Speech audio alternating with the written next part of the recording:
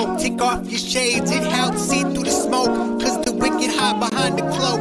And if you stay in the mist, you gon' be soaked. So listen up, cause this hair of the dog. What's real, what ain't? Is this the fog or smog? Cause there's a difference when you breathe it in. So don't let the corporate media take you for a spin.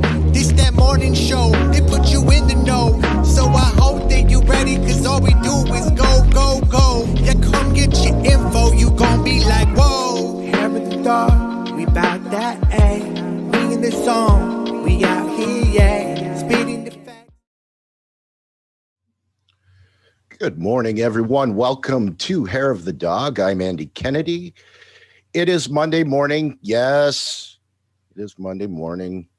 To you people that work, it's not a nice thing to say, but at least it's a beautiful day. Well, at least here, maybe not where you, okay, never mind. I'm not going this with this any longer. I keep finding the flaw in my intro as it goes along. I'm just going to get right into it. I wanted to talk a little bit this morning before we get underway.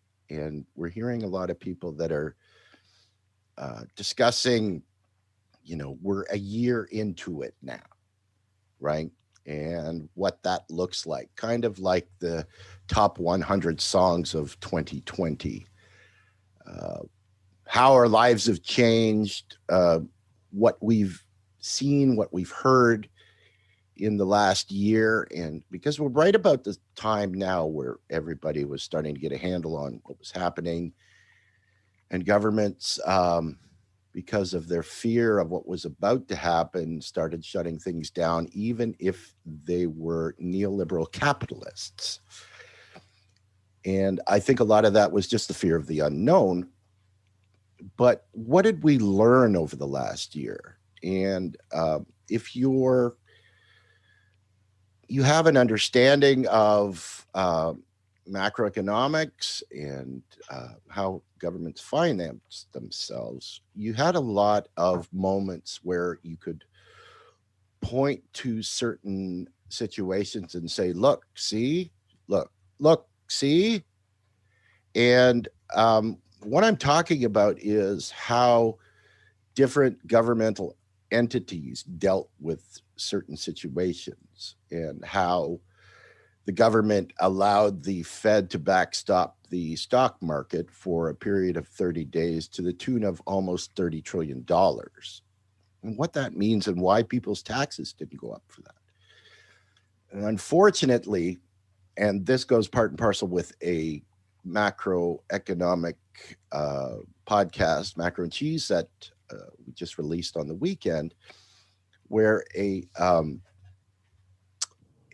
gentleman by the name of Thomas Fauci did an article in early April of last year that asked the question, is COVID-19 the death of neoliberalism?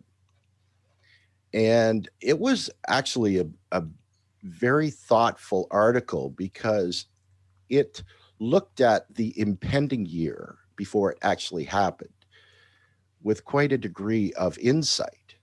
And if we had a society that was maybe a little bit more in tune or plugged into what is actually happening in different countries around the world, like Canada and the United States, we might have had a moment where neoliberalism had been in its death throes. But unfortunately, there's still not enough people that understand that poverty, homelessness, unemployment are all political choices and not the norm. And so as we move forward, we're going to have to decide as a society how we're going to deal with these issues, because none of the real problems that are still here have gone away in any way. So this is a good opportunity for inflection, but it's also a time where if we start to listen to one another, maybe we can start to understand what's going on. And I think that'll make a huge difference, especially moving forward. While there's still a lot of people that have to go to food lines and getting thrown out of their houses. And on that note, I think I should probably introduce my lovely and talented co-host, Ms. Kerri Barber. Good morning, Kerri. Good morning, Andy. You said you had a rant, and that was the politest, nicest rant ever. Let me paraphrase this for everyone who just didn't get it because Andy was so nice. Quit being stupid, learn MMT. Taxes don't fund any of the federal programs. They don't. We don't need to raise taxes. And I kept seeing this, Andy, from our broadcast on Medicare for All, that platform. Even diehard advocates, the same people I was so upset about, were saying we need to raise tax. We don't need to raise taxes for any of these programs. So that is the 2x4 that you might need. None of these are political choices, as Andy said. We don't need to raise taxes for any federal program. In fact, insurance companies right now, when it comes to Medicare for All, are not paid by your taxes. They're paid through the federal appropriations process under ACA. Go back and watch our Friday broadcast. We explain it all to you. Please learn it. MMT, learn it. Okay. And that's very, thank you for playing the bad cop to my nice cop. And always. I kind of, while I was having a shower this morning, I was kind of formulating this, how I was going to put this narrative. And I think that it was kind of stuck in my head last evening when I was hearing one of the mainstream media pundits talk about how we used the term new normal, right, last year, and how we're going to be living with this. If you really think about it, we really didn't have to, right? This was the unfettered neoliberal capitalists' way of, sacrificing Americans to save the market, right? And had the country not been so tribalized, people maybe would have seen that, right? Well, and especially that it's the new normal, right, is really just a smokescreen, because if anything, the Biden administration is just a return to the status quo, right? And that's that. Oh, and by the way, shout out to Fiorella and Craig of Convo Couch. Their footage was used last night in a segment of 60 Minutes when they were talking about bringing some of the rioters on January the 6th to criminal charges against them. So if you are of the impression that the outlets, the media outlets like ourselves, don't hold any clout, you are mistaken. Oh, absolutely. We know that in particular on our network, when we broke, 6 stories last year, they were watching us and actually used the same sources that we use. We didn't get the footage, but yeah. So we can go on forever, but we've got a big topic today that I want to get to that I think is part and parcel to this. So this is part 3 in our series that we have done when it comes to guardianship, estate trafficking, in the Brenda Bryant case, that is outright racketeering. And these are symptoms of part of this economic downturn, right? So when you have this push to get money from any source possible, right? The hidden tax, things like stoplight cameras, which these things don't seem connected, but the stoplight camera is just another hidden tax. This is where, when the Fed cuts off spending in the states have to pick up that revenue or cut services. So they're going to find any way possible. And in Brenda's case, and then we talked to Rick Black, the states were actually using the guardianship in many cases to siphon off the retirement accounts and the estates of their own people. And so this is that was part 1 and part 2. And I posted the links so that you can go back and watch that. And I want to stress that this is not something that just happens to other people. It's not something that happens to people with money. Think about it where, anybody, if you're putting away $20 a week for your retirement, at some point, depending on where you put that money, you're going to have $1 million when you retire. It will add up, especially if you started when you were 20 and did everything that you're supposed to do.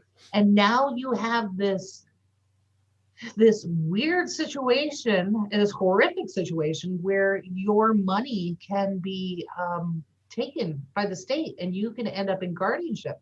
So we explored some of those stories in part 1 and part 2 that seemed like different. Like you had Brenda is now a fugitive, and her adult child was taken from her. And then Rick Black talked about doctors, retired doctors, and other people in other parts of the country who went through the same thing. They themselves were kidnapped by the state. So now we're going to get into something that is related along these same guardianship laws. And what rights do we actually have as family members? What can we do? So many of you, like Andy and I, we grew up with a gentleman by the name of Kerri Kasem. I remember as a kid doing, the baby pirating thing where I would sit with my little Walkman and have my blank tape recorder and wait for Kerri Kasem to come on because I knew which songs he was going to play and he would announce them. And then I would record my favorite songs and that became my hot mixtape version 32 that I would take to school and I would play with, all of my friends. So this was a gentleman that I grew up with for 40 years. He had this career that spanned so many different areas, and he was in our living rooms and our hearts for so long. And then what happened to him and his family is just this horrific example of what we're going to talk about today. And we are so privileged to have Kerri Kasem on. Before I bring her on, though, I just want to do a flashback for those, what is the millennials, well, the younger millennials and everyone else, to reintroduce them to who Kerri Kasem was. I guarantee you know him, and you may not even realize it based on the body of work that he did. So, Andy, you want to go ahead and play that? Absolutely.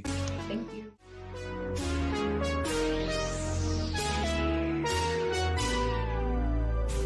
Hello again, and welcome to American Top 40. I'm Kerri Kasem, and I'm all set to count down the biggest hits in the USA. According to the official Billboard survey, these are the records you're buying and radio stations are playing all over America. Now, before we start our climb to the #1 song in the land this week, let's review last week's top 3. Our exclusive review of the top 10 on Billboard's pop, soul, country, and album charts for the week ending May 26, 1985. Now, here's Kerri Kasem. Thank you, and hello again, everybody. Welcome to America's Top 10. Now, our album spotlight song of the week. It's by a man who does his recording the old-fashioned way, without mixing, splicing, or editing. 99% of the records today are made by recording voices and instruments on separate tracks, then mixing them all together until the sound is just right. But Tom Petty says he doesn't like to work that way. He says his songs are recorded just as they're played. Tom says, quote, "You do a take, and the song either has that magic or it doesn't. You wait for the magic to happen rather than creating it with a pair of scissors." Here's Tom Petty and his band, the Heartbreakers, with a song that's full of magic. From the album Southern Accents, here's Don't Come Around Here No More.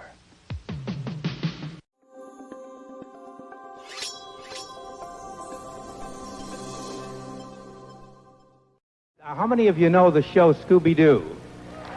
Well, there's a character that I play on that show, the sidekick of Scooby-Doo for the past 17 or 18 years, and his name is Shaggy. And Shaggy would like to say a few words to the young people out there, all right? Go and ahead. He's always talking about his good buddy Scoob, his old friend, his old pal, his old dear, dear buddy. Good day, eh? Welcome to Canada's Top 5 Countdown. Today we're looking at the top 5 greatest people in Canadian history. Starting at number 5, it's the great one, Wayne Gretzky, the greatest hockey player the world has ever seen. You know what they say, the bigger they are, the louder they crash. Hey, Devastator, you'll get a real charge out of this. Oh, well, I guess I did think about the job once or twice. Lots of times. Oh, no, my name's Harold. Harold Hassenpfeffer. Oh, I guess I'm Peter Cottontail. Nay, Pippin, not till Bilbo has cut it. Will he never cut the cake? Welcome back, crime fans. Our next wanted criminal spent most of last year in a career slump. But a couple of bank robberies and a kidnapping shot him back up the charts to #1. Here's the cover of his latest wanted poster. Holy science fiction, Batman. What was that? Holy Houdini, Batman. There's no way to get out of here. Holy short stories, Batman. How will we ever get Superman, Wonder Woman, and Hawkman out of these books?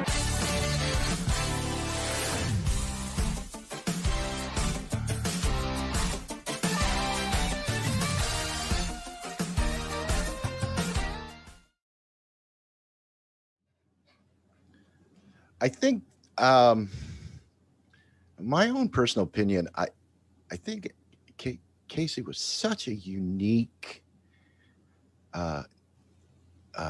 radio or television guy, not just because he had this amazing radio voice, but the fact that it was so unique as well, right? That the second you heard Casey's voice, you knew it was him. Right. There was nobody that had a voice like him in radio. That's what made him so special. He was just a master of his craft. Right. And everybody knew who he was. And he seemed genuine. And I think that's why everybody loved him. So the question then becomes, if you have somebody who is so iconic and so loved, I mean, and ubiquitous everywhere, how could something tragic happen to him? So now I want to introduce our guest. This is Kerri Kasem's daughter, Kerri Kasem, who went through a horrific situation at the end of her father's life, but managed to turn that into a cause for activism that has actually changed the law in many states to give us all rights that you may not know exist. So good morning, Kerri. Welcome, and thank you so much for joining us. Thank you so much for having me. I really appreciate it. Thank you. So your dad, we all know your dad. There was no one who did not love this man. I mean, no one. And let's get into it right away then. Okay. So that was a perfect segue, Kerri. It was. So, all right. So let's go through the story for people who may not be aware. I remember seeing news clippings of some crazy woman, and I'm trying to be objective, but when you're throwing raw meat at people on a driveway, right, that's not exactly sane. So take us through what happened in your dad's situation. Well, in my situation, when my father was diagnosed in 2007 with Parkinson's, which actually turned out to be Lewy body dementia, could have had both, but because we were not privy to the medical records from then on, or when my dad got sick enough and he couldn't share with us, we actually didn't know what was going on. But when he did get sick enough, his wife decided to, literally physically lock the gates, turn his phones off, fire his staff, and keep everyone and anyone who loved him away from him, not just us kids, his brother, aunts, uncles, best friends, people he worked with. Nobody could get a hold of my dad, and they were calling us frantic. We were trying to get a hold of my dad and see him. We saw my dad every single week. We saw him, we talked to him almost every day on the phone. This wasn't like we'd come in and out, which, you know, a lot of times his wife would say that we were just coming back in, we were estranged. None of that was true. We had pictures, videos, friends, testimony. We saw my dad every single week. In fact, I worked for him for years where I saw him every day. And, you know, when my father got sick enough, and he couldn't say no, or he couldn't get up out of his bed, or he couldn't dial that phone, she cut him off from everybody he knew and loved, everyone. And, you know, I called Adult Protective Services, and they could do nothing. I called the police. They could do nothing because my dad was living in his home, and his wife said, I don't want these people in there. And that would be trespassing if we went into somebody's home that didn't want us there, even if it was a house you grew up in. You spent your whole life there. It doesn't matter. So I learned very quickly that really there were no laws in place for adult children wanting to see their mom or dad if they're under the care of a uncooperative caretaker. Now there's different laws for grandma and grandpa rights. If you're under 18, you have rights, but once you turn 18, you have no rights to see your parents in this country if there is an uncooperative caretaker in place taking care of mom or dad. So I thought, okay, we'll go to court, and of course the judge will see we're good kids. We can prove it. We have lots of videotape and pictures and my dad's friends and even with that, and even when my dad told his own lawyer and the court appointed attorney, I want to see my children, emphatically said, I want to see my kids. Not only do I want to see my kids, I want my kids helping make medical decisions on my behalf. And with all this information, Judge Leslie Green could not make a ruling on just visitation. We had to go, either it was going to be a fight over power of attorney or guardianship or conservatorship. I remember this very clearly when all the information came in with all the interviews with my dad, and Judge Leslie Green said, Kerri Kasem wants to see his kids. You're all sophisticated attorneys. Now go out in the hallway and figure it out. Judge, if we could have done that, we would have. And we can't figure this out. We're here because we need you to rule on visitation. And that was not happening. So I realized, okay, I'm going to continue this fight, but if I don't win in the court of law, I'm going to change the law. And that's where that bill started. My Kasem Cares Foundation started. I was going to do anything and everything to see my dad again. And, we went through months and months and months of fighting in court. My sister and I went for conservatorship, and that was denied at first. And then, but the judge did want to get us visitation. My sister and brother, when we were out in that hallway trying to negotiate, did sign it wasn't even a legal form. It was just an agreement stating that they could see my dad once or twice a month with an armed guard in the room. They could only go in single file. My sister couldn't bring her kids. There was no cameras, no phones, no computers allowed. And I said, I'm not signing this. And I turned to my brother and said, we're not signing this. Dad's not an inmate. This is insane. But behind my back, they did. They signed it. Let's back up a little bit, because this was after, there's so much to unpack. Let me just say real quick too, so people don't think I have animosity about that. I was very angry. Didn't speak to them for 4 months. They could no longer fight with me. They gave up every right to fight in court for my dad. They gave up, they couldn't go after Jean Thompson Kasem anymore. It was just me. And I felt at that point very alone. But then, I realized they just wanted to see my dad. I came to that conclusion that they just want to see dad and they're going to do everything. But they did not look at the consequences of doing that. So I want people to know I understood why they did it. Okay, so put it in context here. You had already been fighting this battle with your stepmom for a long time before that hallway meeting. It was, she started to say, you can't see your dad, or your dad is tired, or all these excuses starting late June, early July. I did a protest, and I remember thinking this, I'm going to protest. Well, it was not even a protest. I was going to stand outside my dad's house with a sign that says, Jean, why won't you let me see my dad? And I thought, if I just did that, then it's just going to be like step kid against stepmom. I'm like, wait, let's get everybody that can't talk to him. Everybody should stand out there holding a sign, nothing defamatory, nothing at all. But I got, 20, 25 people out there holding signs, and, Casey's best friend of 63 years, Casey's right-hand man of 27 years. I missed my brother. My dad's brother came out, all these people who meant everything. Casey, we're your voice now. We stood there. This is before any court action took place. We're like, let's just let her know we mean business. We want to see dad again. That didn't work. So yeah, then we went into court after that, September, October, November, December, January. We got a couple visits in December when we were in court. She wanted to show the judge that she was doing the right thing and letting visitation happen. That we had a few visitations with my father at a, I'm not even going to say subpar facility. where he contracted sepsis and went to the ICU. And so my Oh dad, my goodness. yeah, my dad had plenty of money to be in his home with 24-hour caretakers. And that didn't happen. There were housekeepers taking care of him who loved him and who did the best they could, but he didn't have 24-hour care. And so she would hide him. And I know this because when I did win conservatorship over my father, guardianship over my father, I got to see all the medical records. And my stepmother would drop him off at different hospitals around Los Angeles as a babysitter while she was with her boyfriend. So I got all of that. And I, when Jean would constantly get in front of the camera and say, APS has cleared me of everything, Adult Protective Services has cleared me of everything, and they've never found anything.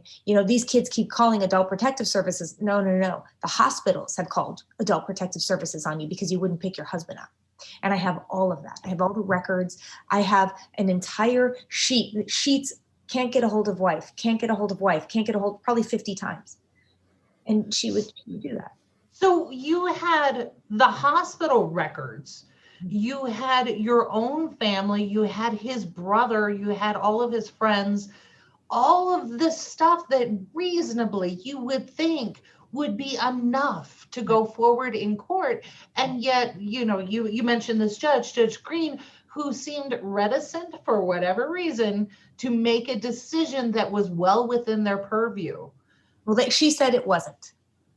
There is no law, there's no jurisdiction allowing her to just give visitation without a fight over guardianship, conservatorship, or power of attorney. And that was the excuse. Even though I think she could have made a ruling, many judges do, she wouldn't do it. Okay. So this set up this fight. So when it comes, you mentioned that your stepmom was perhaps out with a new boyfriend, which might explain some of the issues that were going on. Do you think besides, boy, I'm in shock because I have a stepmother and my dad is now exhibiting signs of maybe some memory loss. How did you not go in with a baseball bat is my first question, but that's not reasonable. So it sets all this stuff up in my head, though. I was thinking, is she trying some new age, maybe unproven medical treatment or something she didn't want you guys to know about? It just doesn't make any reasonable sense why she would go through these efforts, particularly with an armed guard. Have you ever threatened her before? Or No. The armed guard was just in any way that she could hurt us, she would. She hated us. She just hated us. And even my dad said that too. Finally, it's like there was a running joke because for about 15, 20 years, my dad kept telling us it would get better and she would learn to love us. Like it was constant. It'll get better. It'll get better. And it just kept getting worse and worse and worse. Her behavior towards us and my father was extremely abusive and mean and cruel. And I remember probably about, 20 years into it, we're in the car. It's my brother, my sister, my father. And he had just gotten off the phone with her and he was on his car phone. You could hear her screaming because that's how she talked to him. She would just scream at him. Constantly, every day she was screaming at him. And we said, Dad, when's enough enough? Why don't you tell her to stop? Why don't you, fight back? And he just, it'll get better. It's going to get better. And all of us just took this pause and we all just started laughing. Like, it was like, we're going to either cry or laugh. Like, it was like, it's not getting better. It's getting worse. And it was just like some kind of release. We just started laughing like, Dad, wake up. And it was very hard to watch that because he's such a beautiful, kind, gentle soul. Like, he loves everybody. He loved her. And he gave her the world. And when he needed her most, she abandoned him. She treated him cruelly. I wish to God she was giving him some kind of alternative treatment or caring to even do so. That did not happen in any way, shape, or form. In fact, it was the opposite. She wouldn't give him his proper medications. She wouldn't give him proper care. Wow. So You and I talked about this before we got started, and I went back and looked at other interviews as this story had developed from years ago.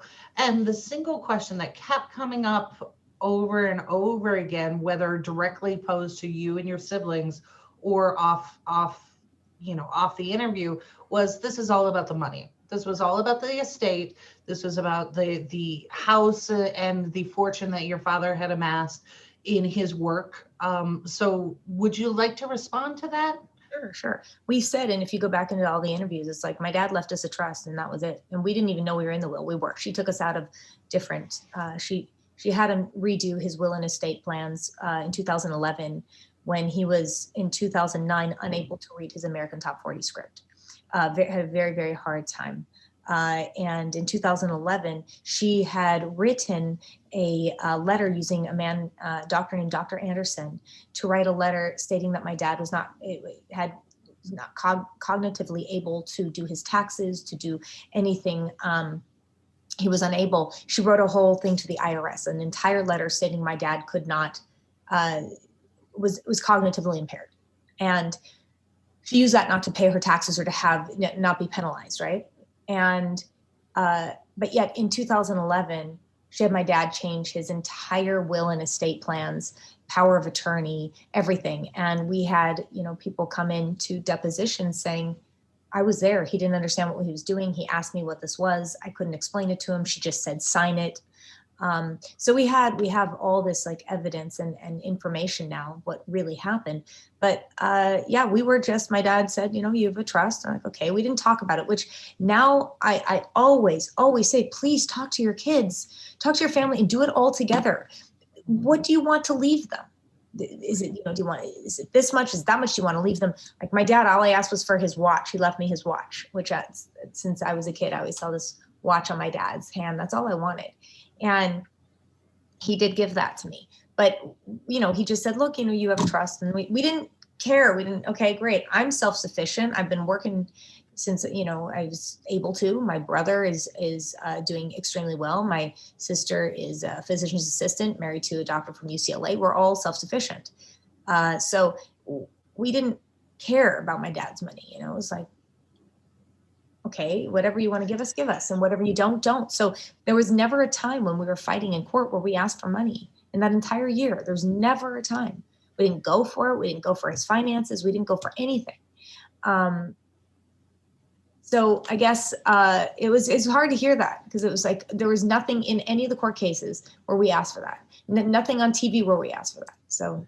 You said something interesting, and this kind of harkens back to the interview we did with Brenda, because in Brenda's case, her daughter had turned 18, but was mentally at the stage of, I think she described as 7 or a 9-year-old that was diagnosed. It was fully understood, but yet the state in that case had her daughter check herself in this what amounted to kidnapping. The state was ushering her into this facility.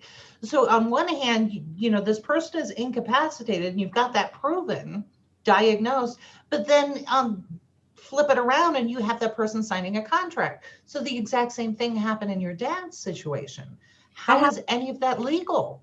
That happens all the time in guardianships. That happens all the time. They put people who are, they are with it. We saved a 54-year-old from guardianship. She came into some money and her stepsisters and a gynecologist put her in a guardianship and stole everything she had. So, we got some angel donors and a year later and close to $1 million, we got her out of it. But we were told by everybody, they told her to run to Mexico, go to Canada. And we just said, stick it out. We're going to get you out of this. And we did. We've gotten a few people out of guardianship, but it's a ridiculous amount of money. And there has to be guardianship reform. It is human trafficking of our elderly and the most vulnerable. And it's disgusting what they've done to Brenda, what they did to Rick and Terry, his wife, the people that I come across, all the victims that are still happening. I'm so happy that things are coming to the mainstream. Like I Care a Lot, that movie, right? And it's unfortunately, and we talked about this, Kerri, You only hear about things when there's somebody with a ton of money or a famous, that, and then it's like the Glenn Campbell, B.B. King, Mickey Rooney, then you hear about it. But what about all these thousands of people who have had worked their entire lives to leave something to their children or to their alma mater? And where's it going? To attorneys they've never met, to guardians, for-profit guardians, or the state, people they've never met. Why? In the name of, we're going to care for you? No, you have a lot of these people, their families are not notified that they're being put under guardianship. And the guardians lie, oh, we tried to notify them. No, you didn't. And these people need to be in jail, like April Parks. And I'm sure you know The Guardian from Billy Mintz. It's a phenomenal film. And if people are listening to this and they're not quite getting how deep this goes and how evil it is, watch the documentary, The Guardian. Rick Black is in that, a woman who has been working the Kasem Cares hotline. Julie Belshi is in that. But it really, really, really does show what's going on in this country. So it's The Guardian by Billy Mintz. Please, please, please watch this. It's really does show the extent of what these people will go to. We will definitely post that link, but let's get into what you are actually doing with Kasem Cares. You've actually done something that I think most of our audience have activism in their blood, and you have actually achieved, not in just one state, but in many states, that kind of change. How did you do it, and what exactly is the Kasem Cares law? Sure. So when I was going through this, like I said before, and I realized, okay, I'm going to have to change the law to see my dad. I didn't know what I was doing. My mom was involved in politics, so was my dad, and my stepdad's a lobbyist. But I remember thinking, how do I write a bill? How do I do this? How do I fix this? And I remember on the phone, I was trying. My friend who's a lobbyist in Sacramento. How do I get this bill done? And my stepdad turns to me, he goes, "You know what I do for a living, Kerri? I will help you with this bill." I'm like, okay. Thanks, Bob. So Bob's like, look, we got to get a bill. My attorney at the time had written something, a partial bill, never went anywhere a few years before. We took some of that bill. We took some of my language, Bob's language. There was a Representative Mike Gatto at the time was here in the legislature, and he contacted us when I kept talking about it on the news. I kept talking about my Kasem Cares and changing the law, and he contacted us and said, we'll help you with that. And he had just lost his father. Lost his father to someone murdered him, and he knew what it was like not to see your dad. And we got the bill passed here in California. But during I was on a syndicated show called 6 Cents. I was talking about my ordeal. I was talking all over the news about it. People started writing me. I'm in this. I don't have a famous last name. I don't have any money. My mom is taken from me. My dad has been taken from me. My child's been taken from me and put under guardianship, and I can't do anything about it. And I thought, well, I'm not just going to do this for me and my family, but I have to keep going. And I did. And it was just this, I've never felt this fire in me. I guess I had a little bit of my dad in me. He was such an activist and a humanitarian. And I felt this fire in me. And I just kept going. I kept going state to state with my bill, and I got it. We have the Kasem Cares Visitation Bill, which allows a judge to just grant visitation under under somebody who's being isolated. With somebody who's being isolated. It could be, sometimes they will put guardianship in the bill. Sometimes it's watered down. We don't get guardianship in there. So it's just people who are under power of attorney or in a residential home. So it just depends on what state gives you what, but we've done our best to try and get some kind of visitation law. We have 12 states with 13 bills, and 9 other states have adopted a version of Kasem Cares Visitation Bill. So we're doing our best, but they definitely need to be stronger. I know Rick Black has a federal bill. Dr. Sam Sugar has worked so hard in Florida, and he has a conference coming up. I think it's April 11th. I'm speaking at. There are so many people. Lisa McCarley out here with the Free Britney movement. It's moving forward. Things are moving forward, and it's really good to see that. So you actually mentioned Britney Spears, and again, going back to a celebrity or a famous person where this happens, and then it kind of shines a light. In fact, with Britney's case, there were talks now with the House Judiciary Committee hosting hearings and inviting Ms. Spears to speak on her issue. So that again plays into the advocacy work Rick Black is doing. How are you feeling about this now that maybe it could move forward a little bit in Congress, where you've got somebody, a strong advocate like Rick, and then you've got the celebrity of Britney? Are you feeling like this is finally getting some traction after years and years of hard work? Yes, thank God, because there are I have so many cases of people really, really, really wanting to see mom or dad, and they're still alive. I have a case in Iowa where mom has been isolated for 5 years, and the girls, out of 9 kids, the girls just got some visitation a couple of years ago, but going on 6 years being isolated because the other family members wanted the house and all the money. Sickening. So thank God this is hitting Congress. Thank God, people are really sitting up and listening. And the Free Britney movement has absolutely moved this, issue to the forefront. Absolutely. I've been asked to speak on the Free Britney movement and this and that. And here's my dilemma, I guess you could say, or rub, is Sam Ingham, the PVP attorney, who is involved in the Britney Spears case, is the conservator there.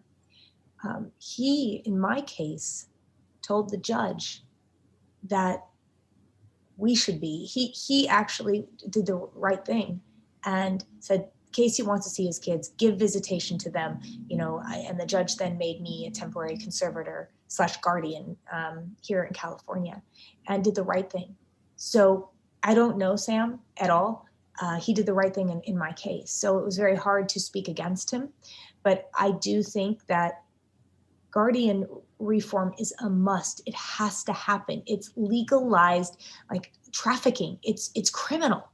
It's criminal. And I'll tell you one thing, which is disgusting, is that you're going to take somebody's rights away. We put somebody under guardianship. You take every single right they have. A dog has more rights than somebody under guardianship, a full guardianship. You take it and you don't allow that person to come into court and speak on their behalf because some guardian's like, oh, it's not going to be good for them. If all my rights were taken away, I don't care if I'm a vegetable, wheel me in and ask me the questions. I don't, So, and judges don't allow that person to speak on their behalf. Are you kidding me? But yet we will allow children to testify. Sure. So it doesn't really make a lot of sense. And, the cynic in me, after listening to Rick and Brenda and then going through part of your story, I'm like, we have the foxes guarding the hen house in a lot of cases. Like when we look at the entire South Carolina legislature, the majority of them are lawyers with private practices who have their cases tried before the judges in these probate cases. So it's kind of one hand washes the other. And it's just, Andy and I have done so many shows on the dual justice system and the inequality inherent therein. So this is, I don't want to minimize it as just another symptom of it, but this affects all of us. And this to me is another way where all of we don't have much. We don't, most of us. And yet this is all at risk, not just from your estate and your savings, but your life, taking away your family. So I really applaud all the work that you're doing. And that is, you have my utmost respect and admiration for taking this tragedy and putting it into actually legislation so that families in these states can get some protection. So if it is not in my state and I want it to be, how do I get involved with your organization to make sure that we're all protected? I get that question a lot, and thank you for asking that. If you go to kasemcares.org, you can see the states that we have it in, but we are working on certain states right now, which I stopped naming because I had a Facebook stalker. Actually, this is no joke.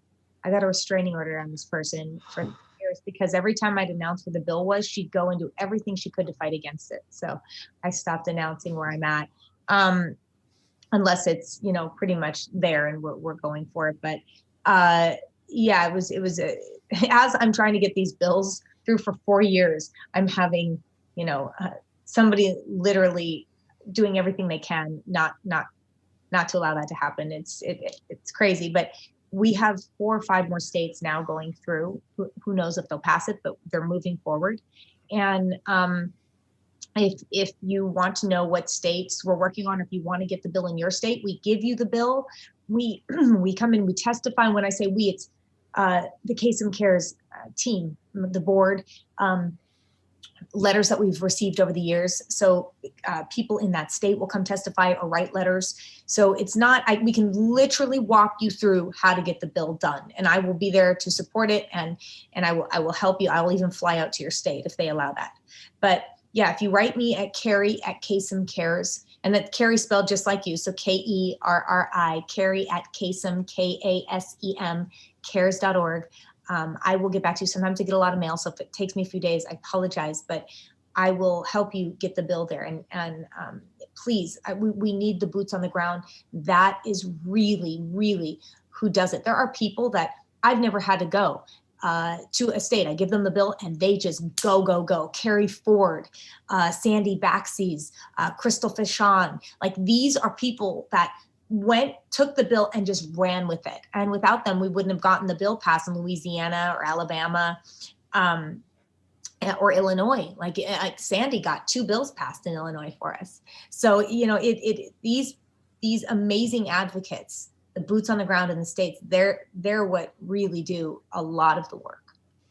That's amazing. And Andy, you brought it up at the top of the show, with, like particularly here in New Mexico, we're having a huge issue with elders, particularly in tribal lands, being isolated because of COVID and, just all of these things that are coming together, to show that our system is inherently broken.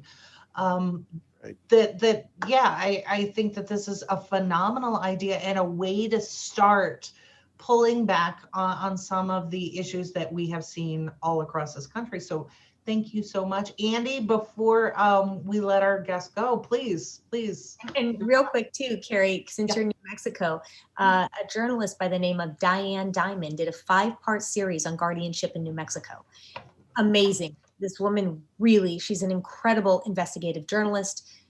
So check that out. And also we rescued a man too in New Mexico, and we had the bill going through there and it looked like it was going to pass. But once again, the woman reared her ugly head and got it stopped. That was the last straw until I got a restraining order on her. But we almost had the bill in New Mexico. But we did save Mr. Martinez, the gentleman from New Mexico, and Lori Martinez. It was an amazing daughter, and worked her butt off to get him free and back home. So yeah, if you can, check out the 5-part series by Diane Diamond on guardianship. Absolutely will. And hold on after we close, because now I want to know who this person is. I'm in New Mexico now. That's not gonna fly. So Andy. So that's and just a quick side note that a lot of the examples that Kerri was giving about where they've had this bill passed are, quote unquote red states, right? And so I think that's a huge thing that in Republican controlled states that these, typically would be the harder of the colored states to make the change, right? So that's a very encouraging sign. Yeah. My impression of all of this, and I think that it all comes around in a full circle when what Kerri, you and I have talked about on a number of occasions, why things like this occur. And I think that it has to do with the fact that we don't see any laws in place that protect people. Is that it, quite honestly, just again comes down to a place where bad actors, large corporations, entities that would basically try to steal someone's wealth or steal someone's finance, that we don't have these laws in place that will facilitate those kind of conditions, right? And it's all about the capitalist, unfettered capitalism that, thinks of everything as a market and boils human life down to how much does it cost to take care of you versus how much do you own. Right. And I think that that's just another example of the broken society we live in. And what's the difference? The difference now is people are starting to hear about this, right? And, the unfortunate situation, Kerri, that happened to your dad, for a amazing human being that contributed so many things to our society, and how his demise ended up the way it did. And quite honestly, Britney Spears, if you remember, her as a teenager growing up and how her career and her life was just, made into a money-making thing that she'd been exploited her entire life. And now we look at things and how they haven't changed, and how this person has just been, had people ride on her coattails and get rich on because of her fame. We need to get the word out, and the information and people opening their eyes to seeing this is what the difference is now, right? And I think that this is huge, and I salute you, Kerri, because what you're doing is not only taking a horrible situation that happened to you and learning how you dealt with it, but making a change so that very few people have to go through what you went through. And that's the epitome of being a selfless activist in our society. So it's a wonderful thing you're doing, and I'm really glad that you shared it with us today. So thank you so much. Thank you so much, Andy. Thank you, Kerri. I mean, I really appreciate you giving me a platform to talk about this and to just really shine a light on this. And you've done this not only with me, but Brenda and Rick, and I hope you continue to do it, because this is such it's an epidemic, and we need to, thank God it's in Congress, right? Thank God we're going to hopefully pass some bills here that might make a difference. So thank you for being part of the movement. Yes, absolutely. And if we can impose and get you to hold on just for a moment, but I have a personal bias, obviously, because as I went through the story with the Kasem family, I couldn't help but notice that media sensationalized it and didn't explain the deeper issue. It was all about making sure that they got eyeballs on this ambulance chasing type of story, did not explain it to the viewers, and thereby did a disservice. And likewise with the Kasem and every other case out there, it comes down to corporate-owned media. So obviously I have a bias. We are publicly funded. So we take a different tact and we look at things from a different way. So I just want to do a real quick plug for Wednesday. We are going to have an activist and our fellow journalist, Rome Bethia, on. And Rome is constantly getting harassment and takedowns on social media, particularly by the K-Hive. For some reason has it out for Rome. But Rome has this huge event coming up in Detroit, a Detroit area that looks like a war zone because of unregulated, unfettered, just going after the citizens and not repairing the damage done by foreclosure and all of these sorts of things. So Rome has taken it his time and gathered up resources for the homeless. And he is literally going to be out there cooking food for anybody who wants it. Come to this community event, all of these sort of things. And in repayment for his effort, he has now been banned for life on Twitter. He has been in Facebook jail more times than I can count. And all of this are because people are, they're constantly just reporting him. It doesn't matter what he says, just reporting his accounts. And he's a journalist.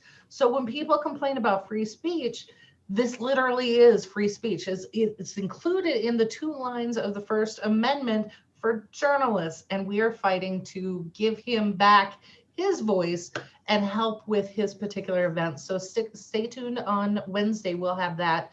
And then once again, we've got so many things coming up this week. So stick around for the DLF network. We've got interviews and hosts and all of these things that we hope that you will tune into. And just my personal plea, if you are tired and frustrated with corporate media, the way that we change the entire narrative and our political landscape is you supporting independent media.